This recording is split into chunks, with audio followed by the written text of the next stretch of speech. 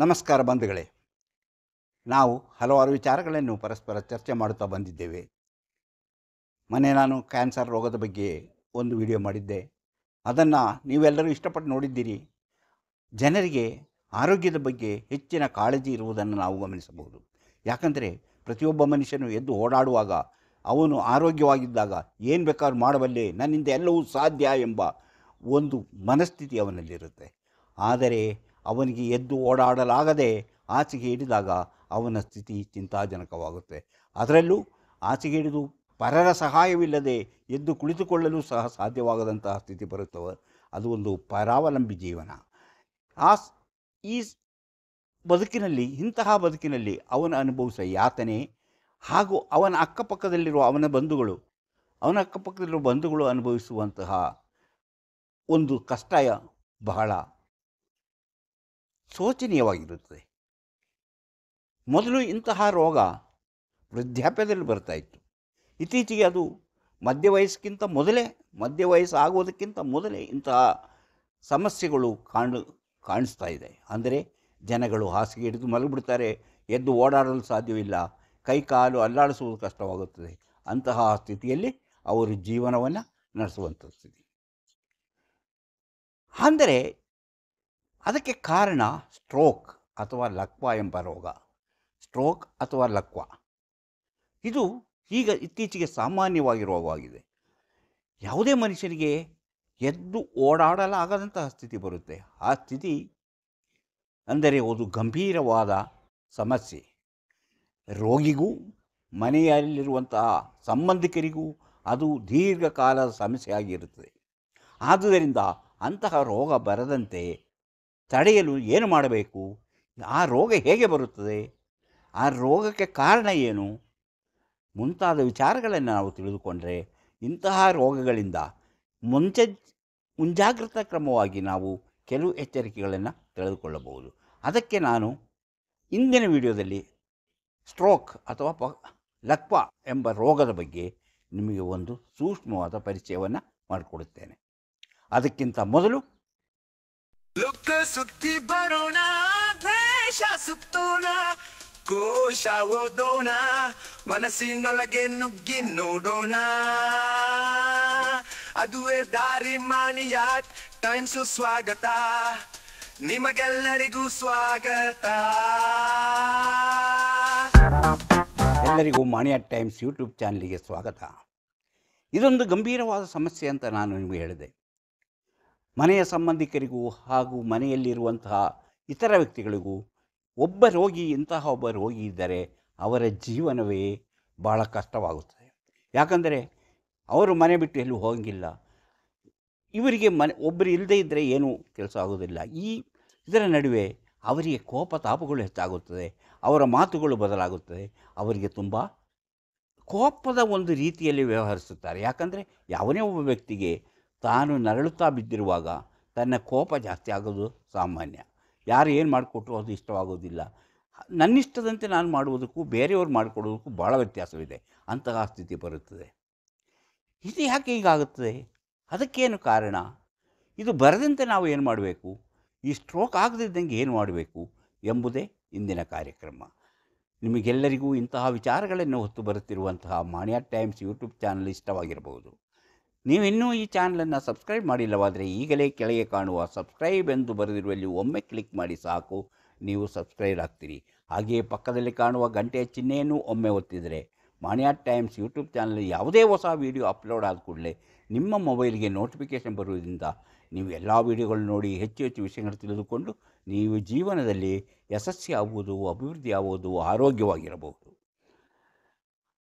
ಹಾಗೆಯೇ ಪ್ರತಿಯೊಂದು ವಿಡಿಯೋವನ್ನು ಆರಂಭದಿಂದ ಕೊನೆವರೆಗೂ ನೋಡಿ, ಲೈಕ್ ಮಾಡಿ, ಶೇರ್ ಮಾಡಿ, ಪ್ರೋತ್ಸಾಹ ಕೊಡಿ. ಹಾಗೆಯೇ ನಾನು ಹೇಳಿದೆ, ಸ್ಟ್ರೋಕ್ ಎನ್ನುವುದು ಅಂದರೆ ಲಕ್ವಾ ಎಂಬ ರೋಗ ಹಿಂದಿನ ಕಾಲದಿಂದಲಿದೆ, ತುಂಬ ಹಿಂದಿನ ಕಾಲದಿಂದಲಿದೆ. ಆದರೆ ಅದಕ್ಕೆ ಸರಿಯಾದ ಚಿಕಿತ್ಸೆ ಇರಲಿಲ್ಲ. ಕೆಲವರು ಏನೋ ನಾಟಿ ಔಷಧಿ ಅದು ಇದು ಅಂತ ಹೇಳಿ ಮಾಡ್ತಾಯಿದ್ರು, ಆದರೂ ಅವರ ರೋಗ ಗುಣವಾಗ್ತಾ ಇರಲಿಲ್ಲ. ಆದರೆ ಈಗ ಅಮೇರಿಕದಲ್ಲಿ ಜಾಸ್ತಿ ಈ ರೋಗ ಕಾಣಿಸ್ಕೊಳ್ತಾ ಇತ್ತು. ಆಫ್ರಿಕಾ ನಾಡುಗಳಲ್ಲಿ ಜಾಸ್ತಿ ಇರ್ತಿತ್ತು. ಅಲ್ಲೆಲ್ಲ ಈಗ ಅಮೇರಿಕದಲ್ಲಿ ಇದರ ಕ್ರಮೇಣ ಇಂತಹ ರೋಗಿಗಳಲ್ಲಿ ಬೇಗನೆ ಸುಧಾರಿಸಿಕೊಳ್ಳುವಂತಹ ಚಿಕಿತ್ಸೆ ಇದೆ. ಆದರೆ ಇದಕ್ಕೆ ಚಿಕಿತ್ಸೆಯನ್ನು ಆದಷ್ಟು ಬೇಗ ಆದಷ್ಟು ಬೇಗ ವೈದ್ಯಕೀಯ ಚಿಕಿತ್ಸೆಗಾಗಿ ಆಸ್ಪತ್ರೆಗೆ ಕಳಿಸಿಕೊಡಬೇಕು. ಇಲ್ಲದಿದ್ದರೆ ಇದನ್ನು ರಿಕವರಿ ಆಗುವುದು ಅಂದರೆ ಅದು ಗುಣಪಡಿಸುವುದು ಕಷ್ಟವಾಗುತ್ತದೆ. ಯಾರಿಗೆ ಇಂತಹ ಸ್ಟ್ರೋಕ್ ಅಥವಾ ಲಕ್ವ ಹೊಡೆತೋ ಕೂಡಲೇ ಅವರು ತಜ್ಞ ವೈದ್ಯರಲ್ಲಿಗೆ ಕರೆದೊಯ್ದು ಚಿಕಿತ್ಸೆ ಕೊಡಿಸಬೇಕು. ಆಗ ಅದಕ್ಕೆ ಬೇಕಾದ ಚಿಕಿತ್ಸೆಗಳು ಈಗಿನ ಕಾಲದಲ್ಲಿ ಇದೆ. ಅಂತಹ ಚಿಕಿತ್ಸೆಯನ್ನು ಮಾಡಿದರೆ ರೋಗಿ ಸುಧಾರಿಸ್ಕೊಳ್ತಾನೆ. ಆದರೆ ಎಲ್ಲ ರೋಗಿಗಳು ಇದರಿಂದ ಸುಧಾರಿಸ್ಕೊಳ್ಬೇಕಂತೇನಿಲ್ಲ. ಈ ರೋಗ ಬರದೆ ಹಾಗೆ ನೋಡಿಕೊಳ್ಳುವುದೇ ಇದಕ್ಕೆ ಮುಖ್ಯವಾದಂತಹ ಅವನ ಒಂದು ಕೈ ಅಥವಾ ಒಂದು ಕಾಲು, ಒಂದು ಕೈ ಅಥವಾ ಕೆಲವರಿಗೆ 2 ಕಾಲುಗಳು ಅವರ ಸ್ಟ್ರೋಕಿನಿಂದ ಚಲನಾಶಕ್ತಿಯನ್ನು ಕಳೆದುಕೊಳ್ಳುತ್ತದೆ. ಹಾಗೆಯೇ ಕೆಲವರಿಗೆ ದೇಹ ಮೊದಲನೇದಾಗಿ ಬಾಯಿಯಲ್ಲಿ ಒಂಥರ ಬಾಯಿ ತುಟಿಗಳು ಹಿಂಗೆ ಆಗೋದು, ಒಂದು ಸೈಡಿಗೆ ಹೋಗೋದು ಇದಿರುತ್ತೆ.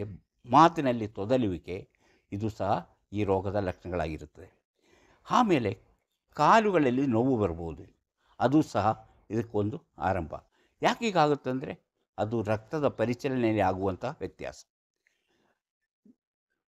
ಯಾಕೆ ಈ ಸ್ಟ್ರೋಕ್ ಆಗುವುದು ಯಾಕಂದರೆ ಮೆದುಳಿಗೆ ಅಂದರೆ ನಮ್ಮ ಬ್ರೈನಿಗೆ ರಕ್ತದ ಸರಬರಾಜಿನಲ್ಲಿ ಏರುಪೇರಾಗುತ್ತದೆ. ಅಂದರೆ ಬ್ಲಡ್ ಸರ್ಕ್ಯುಲೇಷನ್ ಹೆಚ್ಚು ಕಡಿಮೆ ಆಗುತ್ತೆ. ಅದಕ್ಕೆ ಸಾಕಷ್ಟು ಬ್ಲಡ್ ಸಿಗದೇ ಇದ್ದಾಗ, ಅಂದರೆ ಮೆದುಳಿಗೆ ಸಾಕಷ್ಟು ರಕ್ತ ಸಿಗದೇ ಇದ್ದಾಗ ಸ್ಟ್ರೋಕ್ ಆಗ್ಬೋದು. ಇಲ್ಲವೇ ರಕ್ತದ ನಾಳಗಳು ಮೆದುಳಿನಲ್ಲಿ ಸ್ಫೋಟಗೊಳ್ಳುವುದು, ಅಂದರೆ ಬರಸ್ಟ್ ಆಗುವುದರಿಂದ ರಕ್ತ ಪರಿಚಲನೆಗೆ ಸಾಧ್ಯತೆ ಇಲ್ಲದಾಗಿ ಅದಕ್ಕೆ ಇಲ್ಲದ ಅದರ ಜೀವಕಣಗಳು ಸಾಯಲಾರಂಭಿಸುತ್ತದೆ. ಈ ಸಾಯಲಾರಂಭಿಸುವಂಥ ಸ್ಥಿತಿಯಲ್ಲಿ ಇವರಿಗೆ ಸ್ಟ್ರೋಕ್ ಆಗುತ್ತೆ. ಅಂದರೆ ಮೆದುಳಿಗೆ ರಕ್ತ ಪರಿಚಲನೆ ಆಗಬೇಕಾದಷ್ಟು ರಕ್ತ ಪರಿಚಲನೆ ಆಗದೇ ಇದ್ದಾಗ, ಅಥವಾ ಮೆದುಳಿನಲ್ಲಿ ರಕ್ತನಾಳಗಳು ಭ್ರಷ್ಟ ಆದಾಗ, ಅದಕ್ಕೆ ಹೋಗುವಂಥ ರಕ್ತಕ್ಕೆ ತಡೆಯಾದಾಗ ರಕ್ತ ಆಗುವಂತಹ ಸಮಸ್ಯೆಗಳಿಂದ ಸ್ಟ್ರೋಕ್ ಬರುತ್ತದೆ. ಅಂದರೆ ಹೃದಯದ ಸಮಸ್ಯೆಯಿಂದಲೇ ಇದಕ್ಕೆ ಎಲ್ಲವೂ ಹೃದಯದ ಸಮಸ್ಯೆಗೆ ಇದಕ್ಕೂ ಸಂಬಂಧವಿದೆ. ಹೃದಯದ ಸಮಸ್ಯೆ, ಹೃದಯ ಪಂಪ್ ಮಾಡುವುದು, ರಕ್ತವನ್ನು ಪಂಪ್ ಮಾಡುವುದರಲ್ಲಿ ಆಗುವಂಥ ಏರುಪೇರುಗಳಾಗುತ್ತೆ. ಯಾಕೆ ಏರುಪೇರಾಗುತ್ತೆ? ರಕ್ತದಿಂದ ಯಾಕೆ? ಹೃದಯದಿಂದ ಅದರ ನಾಳಗಳು ಮುಚ್ಚಿಕೊಳ್ಳುವುದು. ಅಂದರೆ ನಾಳಗಳಲ್ಲಿ ಕೊಬ್ಬುಗಳು ಸೇರಿಕೊಂಡು ಅದು ಮುಚ್ಚಿಕೊಳ್ಳುತ್ತೆ. ಮುಚ್ಚಿಕೊಂಡಾಗ ರಕ್ತ ಸರಬರಾಜು ಸರಿಯಾಗಿ ಆಗೋದಿಲ್ಲ. ಅದರಿಂದಾಗಿ ರಕ್ತದ ಒತ್ತಡ ಹೆಚ್ಚಾಗುತ್ತದೆ. ರಕ್ತನಾಳಗಳು ಕೊಬ್ಬಿನಿಂದ ಮುಚ್ಚಿಕೊಳ್ಳುವುದು, ಆದರೆ ರಕ್ತದ ಪರಿಚಲನೆಗೆ ಸಮಸ್ಯೆ ಆಗುತ್ತದೆ. ರಕ್ತನಾಳಗಳು ಮುಚ್ಚಿಕೊಳ್ಳುವುದರಿಂದ ರಕ್ತ ಒತ್ತಡ ಜಾಸ್ತಿ ಆಗುತ್ತೆ. ರಕ್ತ ಒತ್ತಡ ಜಾಸ್ತಿ ಆದಾಗ ರಕ್ತನಾಳಗಳು ಬರಸ್ಟ್ ಆಗುತ್ತೆ, ಅಥವಾ ರಕ್ತನಾಳ ಬರಸ್ಟ್ ಆಗುವಂತಹ ಸ್ಥಿತಿ ತಲುಪುತ್ತೆ. ಅದರಿಂದಾಗಿ ಅವರಿಗೆ ಯಾವಾಗ ರಕ್ತನಾಳಗಳು ಬರಸ್ಟ್ ಆಗುತ್ತೋ, ಇಲ್ಲ ರಕ್ತ ಸಾಕಷ್ಟು ಅಲ್ಲಿಗೆ ಮೆದುಳಿಗೆ ತಲುಪುವುದಿಲ್ಲವೋ, ಆಗ ಸ್ಟ್ರೋಕ್ ಆಗುತ್ತೆ. ಯಾಕೆ ಸ್ಟ್ರೋಕ್ ಆಗುತ್ತೆ? ರಕ್ತದಲ್ಲಿ ನಮ್ಮ ಮೆದುಳಿನಲ್ಲಿ ಇರುವಂತಹ ಜೀವಕಣಗಳಿಗೆ, ಜೀವಕೋಶಗಳಿಗೆ ಸಾಕಷ್ಟು ರಕ್ತವು ದೊರೆಯದೆ ಅದಕ್ಕೆ ಬೇಕಾದ ಪೋಷಕಾಂಶಗಳ ಕೊರತೆ ಉಂಟಾಗಿ ಆ ಜೀವಕಣಗಳು ಸಾಯ್ತವೆ. ಇದರಿಂದಾಗಿ ಸ್ಟ್ರೋಕ್ ಆಗುತ್ತೆ. ಹಾಗಾದರೆ ಯಾಕೆ ಹೀಗಾಗುತ್ತೆ? ಇದಕ್ಕೆ ಕಾರಣ ಏನು? ರಕ್ತ ಒತ್ತಡ ಆಗುವಂಥದ್ದು, ರಕ್ತ ಒತ್ತಡ ಹೆಚ್ಚಾಗುವಂಥದ್ದು. ರಕ್ತ ಒತ್ತಡ ಜಾಸ್ತಿ ಆದಂಗೆ ಬರಸ್ಟ್ ಆಗ್ಬೋದು, ಅಥವಾ ರಕ್ತ ಸರಿಯಾಗಿ ಹೋಗದಿದ್ದಂಗೆ ಕೊಳವೆಗಳು ಅಂದರೆ ರಕ್ತನಾಳಗಳು ಮುಚ್ಚಿಕೊಳ್ಳುವುದರಿಂದ ಹೀಗಾಗುವಂಥದ್ದು. ಅದಕ್ಕೆ ಏನು ಮಾಡಬೇಕು? ಇದಕ್ಕೆ ಒಂದು ಮುಖ್ಯವಾದ ಕಾರಣ ಧೂಮಪಾನ. ಧೂಮಪಾನ ಮಾಡುವವರಿಗೆ ಮಾತ್ರ ಅಲ್ಲ, ಅವರ ಅಕ್ಕಪಕ್ಕದಲ್ಲಿ ಇರುವಂತಹ ವ್ಯಕ್ತಿಗಳಿಗೂ ಈ ಧೂಮಪಾನದ ಸಮಸ್ಯೆಗೆ ಒಳಗಾಗ್ತಾರೆ. ಅವರ ಜೊತೆಗೆ ಜನರಲ್ಲಿ ಇಂತಹ ಸಮಸ್ಯೆಗಳು ಹೆಚ್ಚು. ಅವರು ಈ ಉಸಿರಾಡಿ ಬಿಡುವಂತಹ, ಅವರು ಎಳೆದು ಬಿಡುವಂತಹ ಹೊಗೆಯಿಂದ ಪಕ್ಕದಲ್ಲಿರುವವರಿಗೂ ಅದಕ್ಕಿಂತಲೂ ಹೆಚ್ಚಿನ ತೊಂದರೆಯಾಗುವಂಥ ಸಾಧ್ಯತೆ ಇದೆ. ಆದ್ದರಿಂದ ಧೂಮಪಾನ ಅವರಿಗೊಬ್ಬರಿಗೆ ಅಲ್ಲ, ಅವರ ಸುತ್ತಲೂ ಇರುವ ಜನರಿಗೂ ಅವರು ಸಮಸ್ಯೆಯನ್ನು ಉಂಟಾಗಿ ಇಂತಹ ಸಮಸ್ಯೆಗಳು, ಅಂದರೆ ರಕ್ತದ ಒತ್ತಡ ಹೆಚ್ಚಾಗ್ಬೋದು, ರಕ್ತ ಕೊಳವೆ ಆಗುವಂಥ, ಹೃದಯಕ್ಕೆ ಹಾನಿಯಾಗಿ ಇಂತಹ ಸಮಸ್ಯೆಗಳಿಂದಾಗಿ ಅವರಿಗೆ ಸ್ಟ್ರೋಕ್ ಬರಬಹುದು. ಸ್ಥೂಲ ದೇಹ ಅಂದರೆ ಅಧಿಕವಾದ ತೂಕ, ದೇಹದ ತೂಕ ಹೆಚ್ಚಾಗಿರುವವರಲ್ಲಿ ರಕ್ತ ಸಾಕಷ್ಟು ಪಂಪ್ ಮಾಡದೆ ಅದು ಸಹ ಹಲವು ರೀತಿಯ ಆರೋಗ್ಯ ಸಮಸ್ಯೆಗೂ ಕಾರಣವಾಗಿ ಅವರಲ್ಲೂ ಸಹ ಇಂತಹ ಸಮಸ್ಯೆಗಳು ಕಾಣಿಸಿಕೊಳ್ಳುವ ಸಾಧ್ಯತೆ ಇದೆ. ಅವರಲ್ಲೂ ಸಹ ಸ್ಟ್ರೋಕ್ ಆಗುವಂಥ, ಲಕ್ವ ಹೊಡೆಯುವಂತಹ ಹೆಚ್ಚಿನ ಸಾಧ್ಯತೆಗಳಿವೆ ಎಂಬುದು ಸಂಶೋಧನೆಗಳಿಂದ ತಿಳಿದು ಬಂದಿದೆ. ಹಾಗೆಯೇ ಡಯಾಬಿಟಿಸ್ ಅಥವಾ ಸಕ್ಕರೆ ಕಾಯಿಲೆ ಇರುವವರಲ್ಲೂ ಬೇರೆ ಹಲವು ರೀತಿಯ ಸಮಸ್ಯೆಗಳಂತೆ ಇಂತಹ ಸಮಸ್ಯೆಗಳು ಸ್ಟ್ರೋಕ್ ಬರಲು ಅತಿ ಹೆಚ್ಚು ಸಾಧ್ಯತೆ ಇದೆ. ಅಂದರೆ ಸ್ಟ್ರೋಕ್ ಬರುವಂಥ ಸಾಧ್ಯತೆ ಬಹಳ ಹೆಚ್ಚಾಗಿದೆ. ಯಾವುದು? ನಾವು ಡಯಾಬಿಟಿಸ್ ರೋಗವನ್ನು ನಿಯಂತ್ರಣದಲ್ಲಿಟ್ಟುಕೊಳ್ಳಲು ಸಾಧ್ಯವಾಗದಿದ್ದರೆ ಇಂತಹ ಸಮಸ್ಯೆಗಳು ಬಂದು ನರಳುವಂತಹ ಸಾಧ್ಯತೆ ಹೆಚ್ಚಾಗಿ ಕಂಡುಬರುತ್ತದೆ. ಇನ್ನು ಜನರಲ್ಲಿ ವ್ಯಾಯಾಮದ ಕೊರತೆ ಇರುತ್ತೆ. ತುಂಬ ಜನಕ್ಕೆ ವ್ಯಾಯಾಮ ಇಲ್ಲ. ಅವರು ದೈಹಿಕ ಚಟುವಟಿಕೆಗಳೇ ಕಡಿಮೆ. ದೈಹಿಕ ಚಟುವಟಿಕೆ ಇಲ್ಲದಿರುವುದರಿಂದ ಅವರಲ್ಲಿ ಸಹ ರಕ್ತ ಒತ್ತಡ ಜಾಸ್ತಿ ಆಗ್ಬೋದು, ಸಕ್ಕರೆ ಕಾಯಿಲೆ ಆಗ್ಬೋದು, ದೇಹದ ತೂಕ ಹೆಚ್ಚಾಗಬಹುದು. ಇಂತಹ ವಿಷಯಗಳಿಂದಲೂ ಇವರಿಗೆ ರಕ್ತ ಪರಿಚಲನೆಯಲ್ಲಿ ಏರುಪೇರಾಗಿ ಸ್ಟ್ರೋಕ್ ಆಗುವಂತಹ ಸಾಧ್ಯತೆ ಇದೆ ಎಂಬುದನ್ನು ಮರೆಯಬಾರದು. ಅಧಿಕ ರಕ್ತ ಒತ್ತಡ, ಹೈಪರ್ ಟೆನ್ಷನ್ ಯಾಕೆ ಆಗುತ್ತೆ? ಅದು ಬಂದರೆ ನಿಮಗೆ ನಿಮ್ಮ ದೇಹವನ್ನು, ನಿಮ್ಮ ರಕ್ತ ಪರಿಚಲನೆ ವೇಗವನ್ನು, ರಕ್ತ ಒತ್ತಡವನ್ನು ಆಗಾಗ್ಗೆ ತಜ್ಞ ವೈದ್ಯರಿಂದ ಪರಿಶೀಲಿಸಿಕೊಳ್ಳಬೇಕು.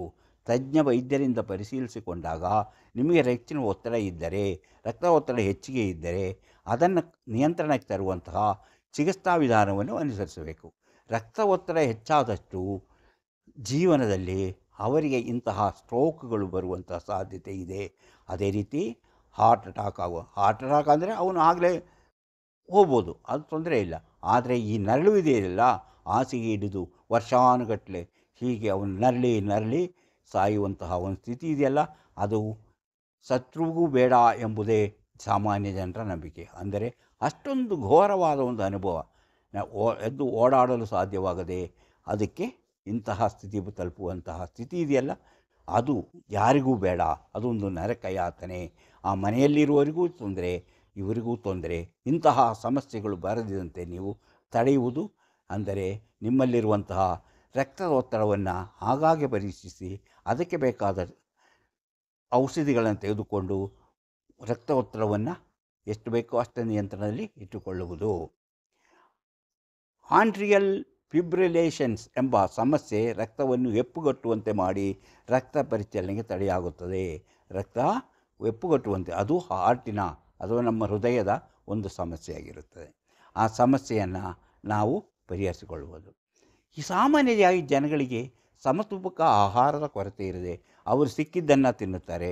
ಸಿಕ್ಕಿದ್ದನ್ನು ಒಂದು ಹೋಟೆಲಿನ ಆಹಾರವನ್ನು ಅಥವಾ ಬೇಕರಿ ಐಟಮ್ಗಳನ್ನು ಅದನ್ನು ಹೆಚ್ಚಿಗೆ ತಿನ್ನುವುದರಿಂದ ಅವರಲ್ಲಿ ಇಂತಹ ಕೊಲೆಸ್ಟ್ರಾಲ್ಗಳು ಜಾಸ್ತಿಯಾಗಿ, ಕೊಲೆಸ್ಟ್ರಾಲ್ ಅಂದರೆ ಅದು ರಕ್ತನಾಳಗಳನ್ನು ಮುಚ್ಚಿಕೊಳ್ಳುವಂತಹ ಒಂದು ವಸ್ತು. ಅದು ಮುಚ್ಚಿಕೊಳ್ಳುವುದು ಅಂದರೆ ಕೊಬ್ಬಿನಾಂಶ. ಆ ಕೊಬ್ಬಿನಾಂಶ ಹೆಚ್ಚಾಗಿ ರಕ್ತದ ನಾಳಗಳು ಮುಚ್ಚಿಕೊಂಡು ಸ್ಟ್ರೋಕಿಗೆ ಕಾರಣವಾಗುತ್ತದೆ. ಅದೇ ರೀತಿ ಬೇರೆ ಈಗ ಶುಗರ್ ಅಂತ ಹೇಳಿದರೆ ಡಯಾಬಿಟಿಸ್ ಬಂದರೆ ಅದರ ಜೊತೆಯಲ್ಲಿ ಕಿಡ್ನಿ ಸಂಬಂಧಿಸಿದ ರೋಗಗಳು ಬರ್ಬೋದು, ಕಿಡ್ನಿಯ ರೋಗ ಬರ್ಬೋದು. ಅದೇ ರೀತಿ ಬೇರೆ ರೋಗಗಳು ಕಾಣಿಸಿಕೊಳ್ಳುತ್ತೆ. ಆದ್ದರಿಂದ ನಾವು ಇಲ್ಲಿ ಹೇಳಿರುವಂಥ ವಸ್ತುಗಳು ಹೆಚ್ಚಿನ ಸಮಸ್ಯೆಗಳು ಧೂಮಪಾನ ಬಿಡುವುದು, ದೇಹದ ತೂಕವನ್ನು ನಿಯಂತ್ರಣದಲ್ಲಿಟ್ಟುಕೊಳ್ಳುವುದು, ಸಕ್ಕರೆ ಕಾಯಿಲೆಯನ್ನು ನಿಯಂತ್ರಣದಲ್ಲಿಟ್ಟುಕೊಳ್ಳುವುದು, ದಿನವೂ ವ್ಯಾಯಾಮ ಮಾಡುವುದು, ಅಧಿಕ ರಕ್ತ ಒತ್ತಡವನ್ನು ಕಂಟ್ರೋಲಿಗೆ ತರೋದು ಮತ್ತು ರಕ್ತ ಹೆಪ್ಪುಗಟ್ಟದಂತಹ ಸ್ಥಿತಿಯಲ್ಲಿದ್ದರೆ ಅದರ ರಕ್ತವನ್ನು ಪರಿಶೀಲಿಸಿ ರಕ್ತಕ್ಕೆ ಏನಾದರೂ ಆಟ್ರಿಯಲ್ ಫಿಬ್ರಿಲೇಷನ್ಸ್ ಎಂಬ ಆ ಒಂದು ಸ್ಥಿತಿಯನ್ನು ಬರೆದಿದಂತೆ ತಡೆಯುವಂಥ ಪ್ರಯೋಗವನ್ನು ಮಾಡುವುದು. ಅದಕ್ಕೆ ಬೇಕಾದ ಚಿಕಿತ್ಸೆಯನ್ನು ತಜ್ಞ ವೈದ್ಯರಿಂದ ಮಾಡುವುದು. ನಾವು ಆಹಾರವನ್ನು ಸರಿಯಾದ ರೀತಿಯಲ್ಲಿ ತಗೊಬೇಕು. ಯಾವ ಆಹಾರವನ್ನು ಯಾವ ರೀತಿಯಲ್ಲಿ ತಗೊಬೇಕು, ಎಷ್ಟೆಷ್ಟು ತಗೊಬೇಕು ಎಂಬುದನ್ನು ತಿಳಿದುಕೊಂಡು ಅದರಂತೆ ನಾವು ದಿನನಿತ್ಯದ ನಮ್ಮ ಆಹಾರ ಕ್ರಮವನ್ನು ಅಳವಡಿಸಿಕೊಂಡಾಗ ಇಂತಹ ರೋಗಗಳಿಗೆ ಸ್ವಲ್ಪ ಮಟ್ಟಿಗಾದರೂ ನಿಯಂತ್ರಣ ತರಲು ಸಾಧ್ಯ. ಹಣ್ಣುಗಳನ್ನು ಹೆಚ್ಚಾಗಿ ತಿನ್ನಬೇಕು. ಆದರೆ ಯಾವ ಹಣ್ಣು ತಿನ್ನಬೇಕು, ಎಷ್ಟು ಪ್ರಮಾಣದಲ್ಲಿ ತಿನ್ನಬೇಕು ಎಂಬುದನ್ನು ತಜ್ಞ ವೈದ್ಯರಿಂದ ನೀವು ತಿಳ್ಕೊಳ್ಳಬೇಕು. ಅಂದರೆ ಮನುಷ್ಯನಿಗಿರುವಂತಹ ತಮ್ಮ ಸ್ವಂತ ಕೆಲಸಗಳನ್ನು ತಾನೇ ಮಾಡುವಂತಹ ಸ್ಥಿತಿಯಲ್ಲಿದ್ದಾಗ ಅವನಿಗೆ ಯಾವ ಸಮಸ್ಯೆ ಇರುವುದಿಲ್ಲ. ಆದರೆ ಪ್ರತಿಯೊಂದು ದಿನಚರಿಯಲ್ಲೂ ಪ್ರತಿಯೊಂದು ಕೆಲಸವನ್ನು ಬೇರೆಯವರ ಸಹಾಯದಿಂದ ಮಾಡಬೇಕೆಂಬುದು ಇವರ ಸ್ಥಿತಿಗೆ ತಲುಪಿದಾಗ ಅದಕ್ಕಿರುವಂತಹ ಕಷ್ಟ ಮತ್ತೊಬ್ಬರಿಗೆ ಗೊತ್ತಾಗೋದಕ್ಕಿಂತ ಅವರಿಗೆ ಅನುಭವಕ್ಕೆ ಬರುತ್ತೆ, ಅವರಿಗೆ ಕೋಪತಾಪಗಳು ಹೆಚ್ಚಾಗುತ್ತದೆ. ಆದರೆ ಒಂದು ಮಾತ್ರ ನಿಜ, ಇಂತಹ ರೋಗಗಳು ಯಾರಿಗಾದರೂ ಇಂಥ ಸಮಸ್ಯೆಗಳು ನಾನು ಮೊದಲೇ ಹೇಳಿದೆ, ಯಾವುದು ಕಣ್ಣುಗಳಲ್ಲಿ ದೃಷ್ಟಿಮಂದವಾಗುವುದು ಅಥವಾ ಮಾತಿನಲ್ಲಿ ತೊಳಲುವಿಕೆ ಅಥವಾ ತುಟಿ ಒಂದು ಕಡೆಗೆ ಜಾರುವುದು, ಕಾಲುಗಳಲ್ಲಿ ನೋವು ಅಥವಾ ಕಾಲುಗಳು ಸೋಲುತ್ತಿರುವ ಹಾಗೆ ಒಂದು ಭಾಸ ಆಗೋದು ನಿರಂತರವಾಗಿ 1 ದಿವಸ ಅಲ್ಲ 2 ದಿವಸ ಅಲ್ಲ, ಸ್ವಲ್ಪ ದಿನಗಳ ಕಾಲ ಇಂತಹ ಸಮಸ್ಯೆಗಳಿದ್ದಾಗ ಕೂಡಲೇ ನೀವು ವೈದ್ಯರಿಗೆ ಹೋಗಿ ಚಿಕಿತ್ಸೆ ಮಾಡಿಸಿಕೊಂಡ್ರೆ ಸ್ಟ್ರೋಕ್ ಆಗುವುದನ್ನು ಒಂದು ಹಂತದವರೆಗೆ ತಡೆಯಲು ಸಾಧ್ಯ. ಇನ್ನು ಸ್ಟ್ರೋಕ್ ಆದರೂ ಸಹ ಕೆಲವರಿಗೆ ಇದರಿಂದ ಸ್ವಲ್ಪ ಹೆಚ್ಚಿನ ಸುಧಾರಣೆ ಆಗಬಹುದು, ಆದರೆ ಪೂರ್ಣವಾಗಿ ಗುಣಪಡಿಸುವುದು ಅಷ್ಟು ಸಾಧ್ಯ ಎಂಬುದನ್ನು ಇನ್ನೂ ಸಹ ವೈದ್ಯಶಾಸ್ತ್ರ ಕಂಡುಹಿಡಿದಿಲ್ಲ. ಆದ್ದರಿಂದ ಈ ರೋಗ ಬರದಂತೆ ನಾನು ಹೇಳಿದಂತಹ ಸ್ಥಿತಿಯಲ್ಲಿ ಎಲ್ಲವನ್ನು ಅನುಸರಿಸ್ತಾ ಬಂದರೆ ನೀವು ಈ ರೋಗದಿಂದ ಪ್ರತಿಯೊಬ್ಬರು ಯಾರಿವಾಗ ಈ ರೋಗ ಬರೋದು ಯಾರಿಗೆ ಬರುತ್ತೆ ಯಾರಿಗೆ ಬರಲ್ಲ ಅಂತ ತಿಳಿದುಕೊಳ್ಳಲು ಸಾಧ್ಯ ಇಲ್ಲ. ಆದರೆ ಇಂತಹ ನಾನು ಹೇಳಿದ್ನಲ್ಲ ಒಂದು 7 ವಿಚಾರ, ಧೂಮಪಾನ, ಸ್ಥೂಲದೇಹ, ಸಕ್ಕರೆ ಕಾಯಿಲೆ, ವ್ಯಾಯಾಮ, ಅಧಿಕ ರಕ್ತದೊತ್ತಡ, ಆಂಟ್ರಿಯಲ್ ಫೈಬ್ರಿಲೇಷನ್ಸ್, ಈ ಸ್ಥಿತಿಗಳಿಂದ ನಾವು ನಿಯಂತ್ರಣ ತೆಗೆದುಕೊಂಡ್ರೆ ನಾವು ಆರೋಗ್ಯವಾಗಿರಬಹುದು. ಇಂತಹ ಹಲವಾರು ವಿಚಾರಗಳಿವೆ. ಅಂಥ ವಿಚಾರಗಳನ್ನು ಮುಂದಿನ ವೀಡಿಯೋಗಳಲ್ಲಿ ಹೇಳ್ತಾ ಹೋಗುತ್ತೇನೆ. ಈ ವಿಡಿಯೋ ನಿಮಗೆ ಇಷ್ಟವಾದರೆ ಈಗಲೇ ಲೈಕ್ ಮಾಡಿ, ಶೇರ್ ಮಾಡಿ, ಪ್ರೋತ್ಸಾಹ ಕೊಡಿ. ನೀವು ಇನ್ನೂ ಮಾಣಿಯಾ ಟೈಮ್ಸ್ ಯೂಟ್ಯೂಬ್ ಚಾನಲನ್ನು ಸಬ್ಸ್ಕ್ರೈಬ್ ಮಾಡಿಲ್ಲವಾದರೆ ಈಗಲೇ ಕೆಳಗೆ ಕಾಣುವ ಸಬ್ಸ್ಕ್ರೈಬ್ ಎಂದು ಬರೆದಿರುವಲ್ಲಿ ಒಮ್ಮೆ ಕ್ಲಿಕ್ ಮಾಡಿ ಸಾಕು, ನೀವು ಸಬ್ಸ್ಕ್ರೈಬ್. ಅದೇ ರೀತಿ ಪಕ್ಕದಲ್ಲಿ ಕಾಣುವ ಗಂಟೆಯ ಚಿಹ್ನೆಯನ್ನು ಒಮ್ಮೆ ಒತ್ತಿದರೆ ಮಾಣಿಯಾ ಟೈಮ್ಸ್ ಯೂಟ್ಯೂಬ್ ಚಾನಲಲ್ಲಿ ಯಾವುದೇ ಹೊಸ ವೀಡಿಯೋ ಅಪ್ಲೋಡ್ ಆದ ಕೂಡಲೇ ನಿಮ್ಮ ಮೊಬೈಲಿಗೆ ನೋಟಿಫಿಕೇಷನ್ ಬರುವುದ. ನೀವು ಎಲ್ಲ ವೀಡಿಯೋಗಳನ್ನು ನೋಡಿ ಹೆಚ್ಚು ಹೆಚ್ಚು ವಿಷಯ ತಿಳಿದುಕೊಂಡು ನಿಮ್ಮ ಜೀವನಕ್ಕೆ ಯಾವುದು ಅವಶ್ಯಕವೋ ಅದನ್ನು ಅಳವಡಿಸಿಕೊಂಡಾಗ ನೀವು ಜೀವನದಲ್ಲಿ ಅಭಿವೃದ್ಧಿ ಆಗ್ತೀರಿ, ಯಶಸ್ವಿ ಆಗ್ತೀರಿ, ಉತ್ತಮ ಆರೋಗ್ಯವಂತರಾಗ್ತೀರಿ. ಅಂತಹ ವಿಷಯಗಳನ್ನು ತಿಳಿಯಲು ಕೂಡಲೇ ಮಾಣಿಯಾ ಟೈಮ್ಸ್ ಯೂಟ್ಯೂಬ್ ಚಾನಲನ್ನು ಸಬ್ಸ್ಕ್ರೈಬ್ ಮಾಡಿ. ಇಂತಹ ಮತ್ತೊಂದು ವಿಡಿಯೋದೊಂದಿಗೆ ಮತ್ತೆ ಬರುತ್ತೇನೆ. ಇಷ್ಟು ಹೊತ್ತು ಈ ವಿಡಿಯೋ ನೋಡಿದ ನಿಮಗೆಲ್ಲರಿಗೂ ಧನ್ಯವಾದ.